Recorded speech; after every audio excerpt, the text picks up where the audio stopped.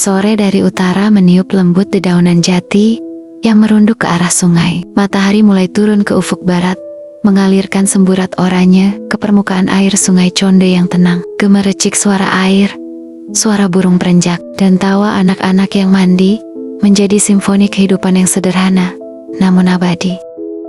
Di antara batu-batu sungai, duduk seorang gadis berbalut kain dan kebaya. Rambut panjang terurai, kakinya telanjang, dan matanya menatap kosong ke arah hilir. Namanya Rara Sukesi, usianya belum genap 20. Wajahnya ayu, namun tanpa hiasan, polos seperti embun pagi yang menempel di dedaunan.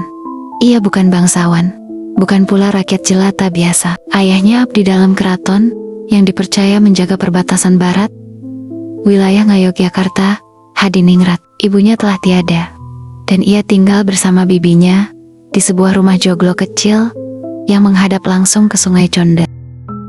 Hari itu, seperti hari-hari lainnya, Sukesi datang ke sungai bukan hanya untuk mencuci. Ia menanti seseorang yang tidak seharusnya dinantikan oleh perempuan Jawa sepertinya. Seorang asing bermata biru dan berambut pirang. Namanya Letnan Daniel van Houtman.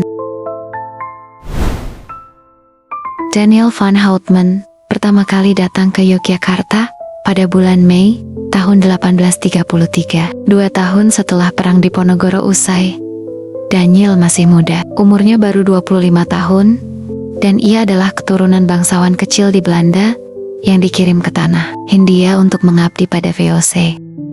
Awalnya ia ditempatkan di pos terluar daerah Tegalrejo, tapi kemudian dipindah ke pos jaga kecil di pinggir sungai Conda karena dinilai terlalu berhati lembut sebagai seorang tentara untuk menghadapi sisa-sisa pemberontakan. Daniel bukan tentara yang haus perang. Ia lebih suka membaca buku dan melukis sketsa di bukunya. Dan dari posnya yang kecil itu, ia sering melihat seorang gadis mencuci di sungai. Setiap sore, selalu sendiri, dan selalu membawa seekor bebek putih yang ditambatkan di pinggir batu. Ia mulai menggambar gadis itu dari jauh, mencoba mengingat garis wajahnya, bentuk dagunya, dan cara ia memeras kain. Suatu hari, ia memberanikan diri menyapa dalam bahasa Melayu patah-patah. "Kamu tinggal di mana?" Sukesi kaget, namun tidak lari. Ia menunduk dan menjawab pelan, "Di seberang sana, Tuan." Hari demi hari, obrolan mereka bertambah panjang. Dari pertanyaan-pertanyaan kaku menjadi percakapan ringan tentang cuaca, sungai, bahkan tentang bunga kenanga yang jatuh di rambut Sukesi suatu sore. Daniel mulai belajar bahasa Jawa halus, dan Sukesi diam-diam belajar membaca dari buku kecil yang Daniel bawa dari pos militer. Mereka bertemu di tempat yang sama, setiap sore, dalam keheningan yang menjadi ruang rahasia dua dunia yang tidak seharusnya bersatu. Daniel mulai membawa buku cerita, mengajari Sukesi membaca kata demi kata. Ia juga menunjukkan lukisan wajah Sukesi di bukunya. Sukesi tersipu, malu, namun juga bahagia dengan cara yang belum pernah ia rasakan. "Aku ingin melukismu di tempat yang tenang, di kebun dengan bunga-bunga. Kamu mau?" tanya Daniel suatu hari. Sukesi hanya diam. Ia tahu, yang ia dan Daniel miliki adalah sesuatu yang dilarang oleh dunia mereka. Seorang pribumi perempuan tidak pantas duduk di samping letnan Belanda, apalagi untuk jatuh cinta padanya. Namun, hati tidak mengenal batas seperti peta kekuasaan. Pada bulan ke-10 pertemuan mereka, Daniel datang ke rumah Sukesi. Ia datang diam-diam, tanpa seragam, dan hanya membawa setangkai bunga liar dan sepucuk surat dalam bahasa Jawa. Ia berlutut di beranda dan menyatakan keinginannya untuk melamar. Bibinya, Sukesi, marah besar. "Kau pikir anak ini bisa kau bawa pulang ke rumahmu, Tuan? Kami bukan binatang yang bisa kau pelihara sesuka hati." Daniel tidak membalas. Ia hanya meninggalkan surat itu di lantai dan pergi dengan wajah hancur.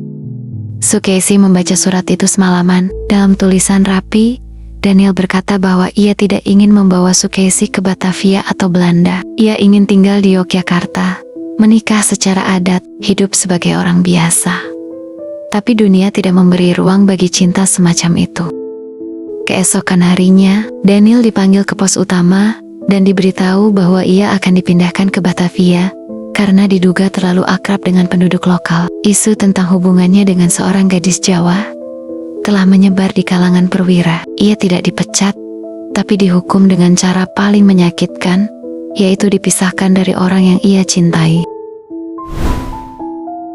Hari terakhir sebelum keberangkatan, Daniel berdiri di tepi Sungai Conda, tempat biasa mereka bertemu. Ia menunggu Sukaisi hingga senja hampir habis, tapi gadis itu tidak datang. Saat ia hendak pergi, suara langkah pelan terdengar dari balik semak. Sukaisi berdiri di sana, mengenakan kebaya putih, rambut disanggul, wajahnya tenang, namun matanya merah.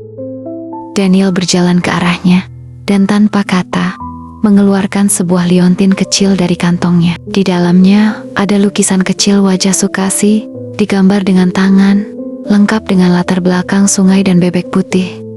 Simpan ini. Aku tidak tahu apakah kita akan bertemu lagi, tapi hatiku tertinggal di sini bersamamu. Sukaisi menggenggam liontin itu erat, seperti ingin menelannya agar tak pernah hilang. Mereka berpelukan dalam diam, di bawah langit yang mulai gelap, dan setelahnya, Daniel pergi.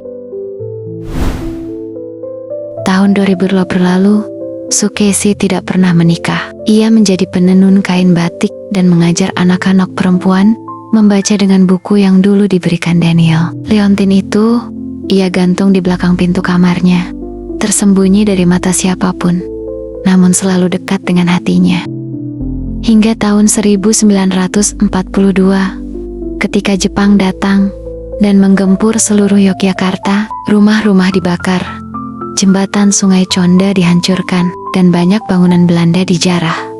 Di reruntuhan rumah tua milik pemerintah kolonial, seorang anak laki-laki menemukan sebuah peti besi kecil yang terbuka separuh. Di dalamnya ada beberapa buku tua, potret hitam putih, dan sebuah liontin berkarat. Ketika liontin itu dibuka, di dalamnya ada lukisan seorang gadis Jawa di tepi sungai. Tak ada nama, tak ada tanggal, hanya ada secari kertas tua, rapuh oleh usia, bertuliskan, "Aku tetap milikmu, dalam hidup dan mati." Sampai jumpa lagi di kisah selanjutnya.